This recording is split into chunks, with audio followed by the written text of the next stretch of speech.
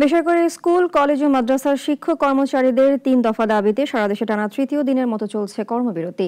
ভোলার ৭টি উপজেলার ৪১৩টি শিক্ষা প্রতিষ্ঠানে আজও কোনো ক্লাস হয়নি। দিনভর শিক্ষক মিলনায়তনে শিক্ষক-শিক্ষিকারা অলস সময় কাটিয়েছেন। শিক্ষকরা জানান তাদের দাবি যৌক্তিক।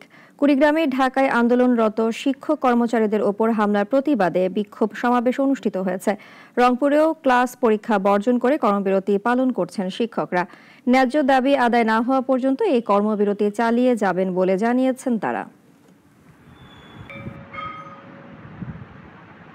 যেহেতু শিক্ষকের আর্থিক দণ্ডদশা, আমরা মাত্র সরকারের নিকট 20% বাড়ি ভাড়া দাবি করছি। সুতরাং এই বাড়ি ভাড়ার ক্ষেত্রে আমি মনে করি সরকারের কাছে এটা বেশি নয়। বেসরকারি শিক্ষকদের আন্দোলনের সাথে একাত্মতা প্রকাশ করছি এবং মাধ্যমিক বিদ্যালয়ের শিক্ষকদেরকে বেতন স্কেল অনুযায়ী বাড়ি ভাড়া এবং চিকিৎসা ভাতার ন্যায্য অধিকারের জন্য আমরা আন্দোলন করছি।